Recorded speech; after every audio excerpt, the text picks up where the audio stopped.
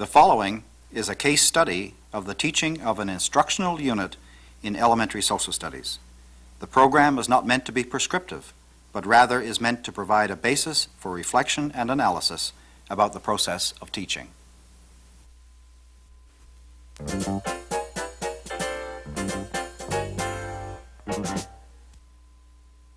Mount Pearl, on the western edge of St. John's, has been described as just a sleepy little town that decided to stretch and grow. And it's still growing. There were 1,500 people living here in the mid-50s, and most of them worked in St. John's. Today, with a population of 22,000 and an economic life of its own, Mount Pearl is a force to be reckoned with in Newfoundland. Underscoring that fact was a recent decision by the provincial government to raise the town to the status of a city. The policy of long-term planning adopted by municipal leaders in the 50s and adhered to by succeeding councils has resulted in well-laid-out streets and subdivisions. You'll see houses ranging from modest bungalows to impressive residences in areas like Admiralty Wood. Modern churches of all denominations are an integral part of the city. A major industrial park at Donovan's became part of Mount Pearl a few years ago. It's added nearly $1 million to the city's annual budget and has provided a firm commercial base. Mount Pearl is also home to the Sprung Greenhouse. It's been politically controversial, but Mount Pearl residents are rooting for its success. Mount Pearl sees its recreational facilities as being among the best in the province. Those involved in the education and training of young people can point with pride to a superb sports and recreational program. It's the result of a decision taken some years ago to adopt a long-term recreation master plan. There are 9 schools in Mount Pearl, providing modern facilities for the education of more than 5,000 students, ranging from primary to high school. This is St. Peter's Elementary, with a student body typical of the largely middle-class society which makes up Mount Pearl. Today, we're visiting May O'Driscoll's grade 5 class. Today, as you know, we're going to be starting a new unit in social studies. Okay, we're going to be starting the one on the resources of the sea. Now, we did a little bit of it before, so rather than go into the one on the resources of the sea, let's go back to what we did in language arts and talk about that for a little while, okay? What did we do related to the sea? AJ? We learned about some of the animals. When I start something new, basically I start off trying to find out what the students already know about the topic, what they've studied before in previous grades or previous subjects. And I find that if I ask questions, immediately you can set that sort of groundwork. You know, they already know this much. We move from there.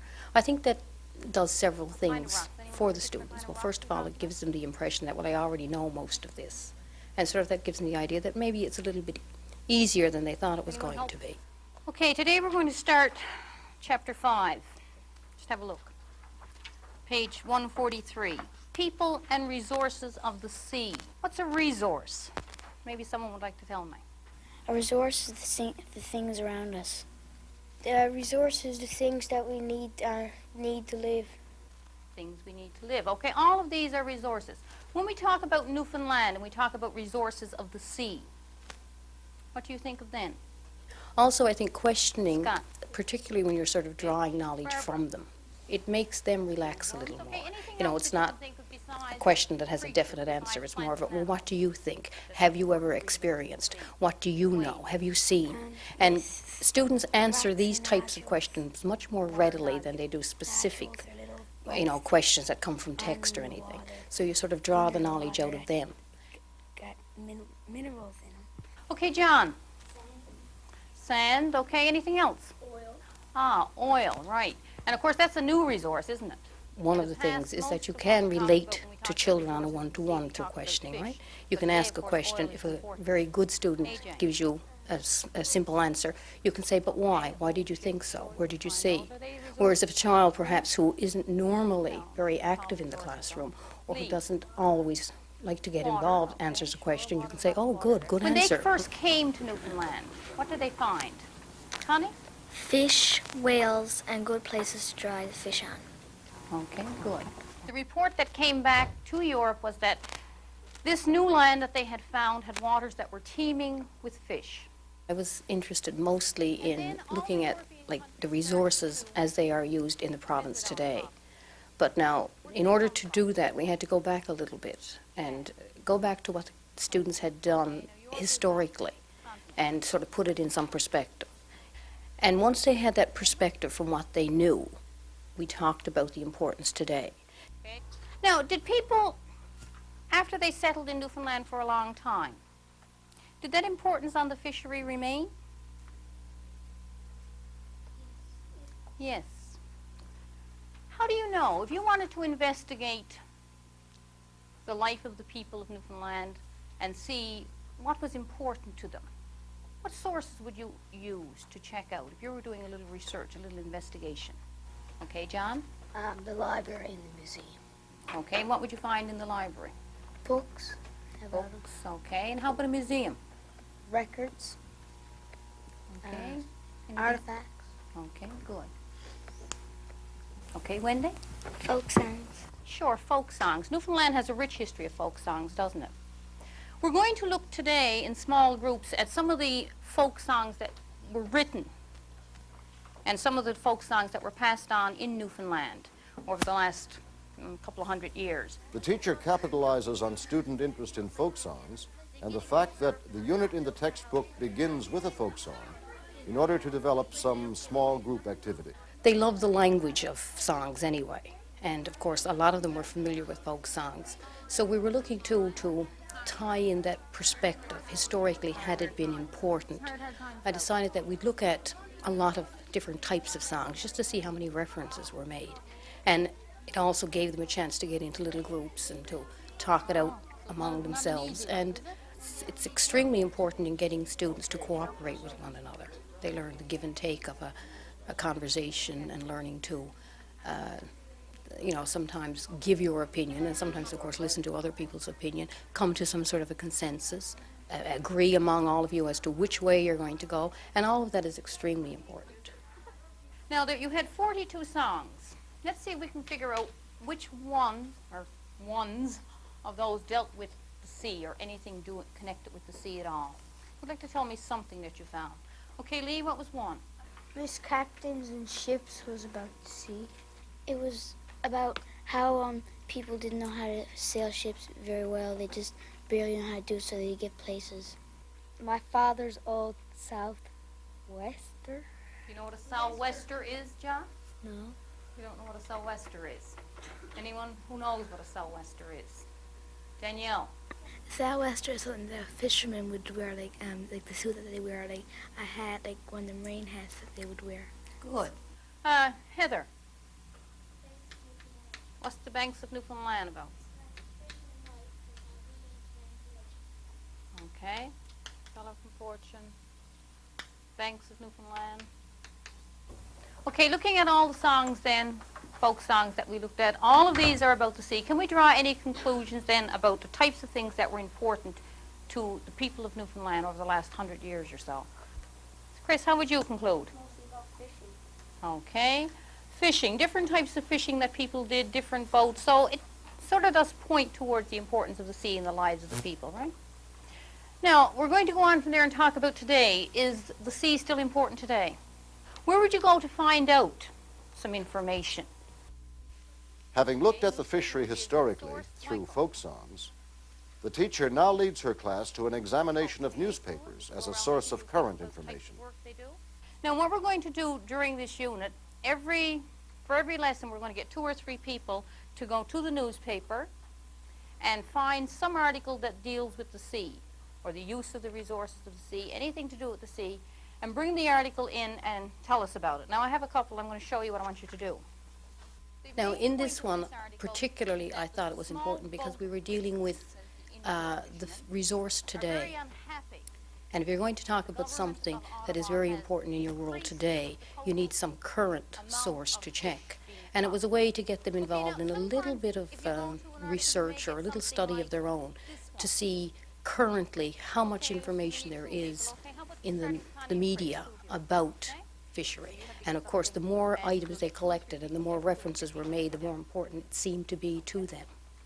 For tomorrow, you can have yours ready, and then every day we'll set up a list. These were the two examples of newspaper reports that we looked at yesterday. Now, there were two people supposed to look at the newspaper last night and see if they could find anything. Now, perhaps you found a few things that were a bit difficult to figure out. We'll talk about it later, because some of the things that you're going to be reading about now, perhaps you're not going to be sure what all of it means when they talk about quotas and setting prices for the fishery and the difference between inshore fishermen. But later on, when we get through the chapter, all of those clippings down there should be much clearer. Just look at your book, page 144 and 145. And we're going to explain today why Newfoundland and the area off the coast of Newfoundland is such a good area to fish. First of all, can you go anywhere at all in the ocean and throw out a net and catch fish? When the class begins studying the location of the Newfoundland fishing grounds and the reasons why fish gather there, the textbook makes one of its rare appearances. But that's not to say that the teacher doesn't recognize its value. The textbook is important, particularly from the point of view of the student, I think. Sometimes for a 10-year-old, they can't structure it themselves. So if there is a textbook, if they can go back and, you know, there's an outline more or less of all the important events, it's done logically, it's done in at a reading level that they can read and understand easily, they can relate it back, they can put it in perspective. Also, of course, I use common reading strategies, right? Like picking out the words that are in italics, finding out where they fit in, knowing the meaning of those words, and that helps to explain the whole text. Or also picking out keywords, like if there are 3 causes. First, okay, that may be in the first paragraph. Second may be down in the 4th paragraph. Third may be at the last paragraph. But at least they know that this is where the important information is. So, you know, strategies like that help children to understand and to structure it. Okay, now, we're going to finish that section for today. I'm going to pass out next these evaluation booklets. We'll discuss these for a few minutes. Now, In this particular unit, when I looked at this unit, and we've done this for several other subject areas as well, this was really conducive to an evaluation booklet, because it's something that you can give to the student at the beginning of the unit. It doesn't concentrate on memorization. They can work it throughout the month. They can use various resources. They can use the textbook, they can use people who come in, they can use film strips, or, you know, they can use all the resources to answer. And of course, also, for each child in that particular evaluation booklet, you can put a variety of activities. We also had questions in that one that sort of evaluated the affective domain of students, like what was your opinion? Did your opinion change? Would you like a job in this area? What did you think about that? And you can do that quite effectively in an evaluation booklet. So you get such a variety that when you finish, you have a really good idea of what the children got out of the unit.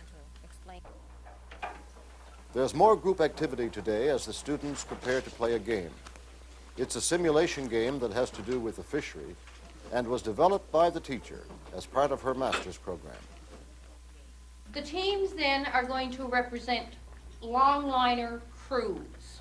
So we will have different crews, and they will operate out of various bays. The team will get together. Once your team members are chosen, you're going to pick a captain. The simulation game was an attempt to get children to feel and to know and to experience the fishery. Teams were selected and they became members of teams, and they had to execute the fishery, and they had to make important decisions like, you know, if they were going to buy insurance, what species of fish they were going to catch. And then, of course, they had problems to face like fishermen did. They had bad weather, which reduced the amount of their catch, and they had problems with boats and engines and gear being destroyed. And it really gave them a chance to be part of the decision-making process and to pretend for a while that they were fishermen. You buy insurance at the beginning of the game, and you go up to the chance, and you lose your boat. Do you have to buy insurance again? No. Once you buy insurance, you have insurance for the whole game, right? Miss, if you color out a whole sheet, how much is it worth? A whole sheet, properly colored, is worth $414. How are we going to select the captain? Why don't we just write down a piece of paper and whoever picks gets the captain? How are we going to select the captain? Why don't we vote? Yeah. What kind of fish are we going to catch? I think we should catch cod because see, cod is in every single step 3 and step 4, and I think it's in step 5. So With any there's no kind of a sense game, when students are involved, there's the thrill of, being part of the game and winning, which automatically adds interest. But with this one, they got to interact in small groups, and they got to really know what fishing was all about, and they thoroughly enjoyed it. Hey guys, we got to pay $8,000. Yeah, but that's if we don't have insurance. We got insurance. In a simulation game, of course, the enjoyment and the interest of the students is important, but also hopefully there has to be learning coming out of it, right? Any game, the purpose is to learn. And when we went back after the debriefing session, I asked students questions to see what they had learned, if in fact the game had taught them anything about the fishery. And surprisingly, they had learned an awful lot, more than they would, I'm sure, if they just sat down and read the text, because they could tell me all kinds of things about, the responsibilities of the fishermen and factors that fishermen could not control, and the importance of making decisions and buying insurance, and the different species of fish and the cycle of the fishery, and all of that just came naturally just through playing the game. Now remember when we did research, we used the scheme called COPE. Anyone remember what COPE stood for? Okay, the C first. Michael? As part of the requirements for this unit, the pupils were expected to produce a piece of research. To prepare them for this work, the teacher reviews a research strategy with the class.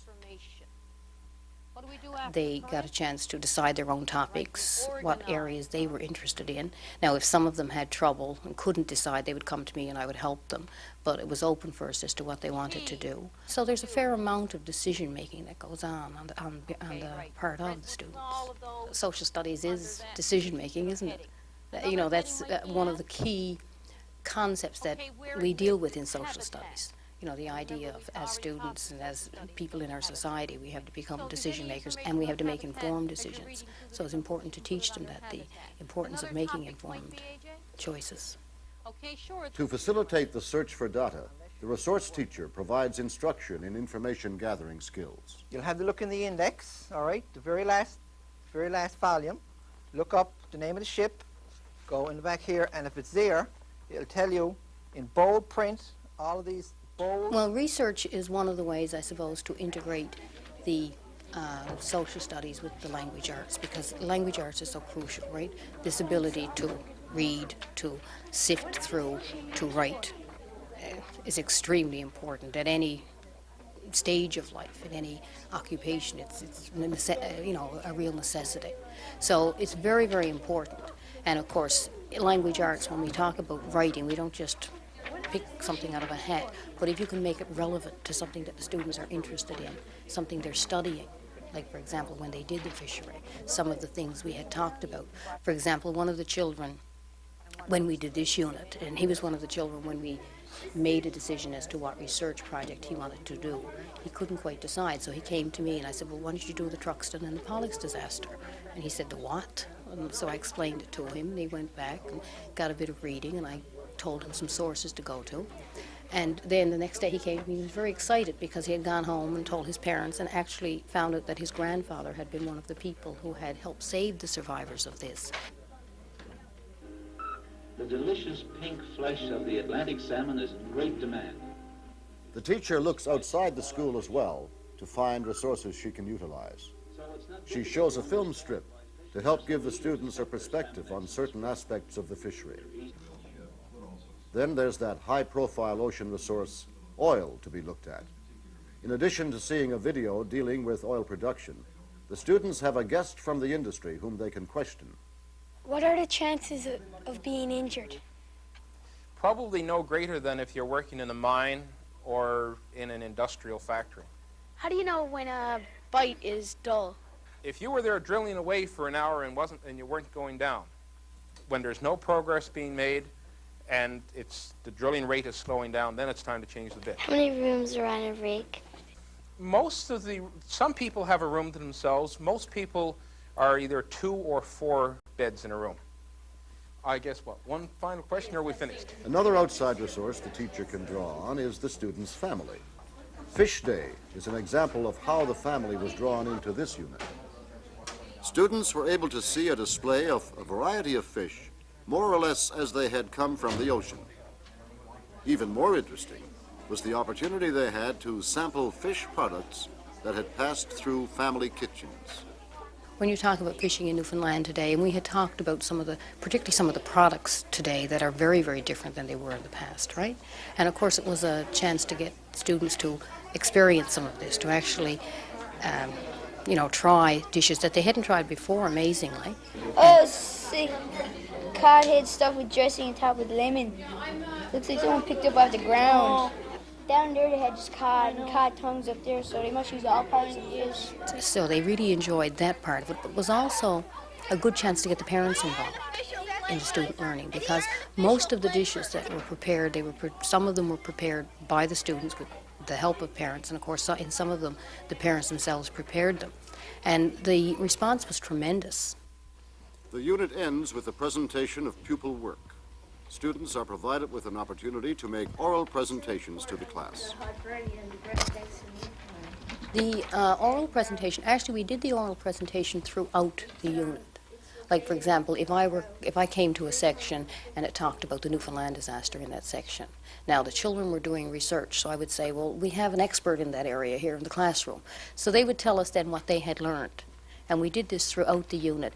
And I tried to concentrate mostly on having the children just talk about it, rather than sort of, making a speech that had to be perfect. They just talked about what they had learned. And for some children, of course, it was no problem to talk about it. They could do so very, very effectively. But some other children had a bit of trouble, so, I'd go down and talk them through it, just to sort of help them, to relax them, to get them used to talking to large groups of people and talking to their peers. And amazingly, once you do this a few times, even kids who start off being very nervous get very relaxed, and it's no big deal, right? It's just a natural ability. The bulletin board has been filled with newspaper clippings. The booklets have all been completed and placed on display, and the unit is finished. Well, the students enjoy seeing their work displayed. It sort of gives them that incentive to do it and do it well, because there it is up there and other people can read it. And one of the things, like if we do research or if they do projects, I put them up. And then when we have a silent reading period, the children can go and pick one another's work and, read through it and see what it's like. And it does two things, I suppose, really. It helps some children to learn how to order their work and how to write things up and how to organize it. And of course, for the children who have their work displayed, and of course they all do, but with other children reading, other children are generally very complimentary. They'll come to them and say, I really like that, or that was good, or that was some good drawing, or that type of thing. And of course it gives them that extra incentive, that little bit of help along the way, right? This has been one in a series of 3 case studies in which we have examined the development of an instructional unit of Grade 5 Social Studies. In this presentation, we have documented the way in which May O'Driscoll has developed the unit Resources of the Sea with her Grade 5 class at St. Peter's Elementary School in Mount Pearl.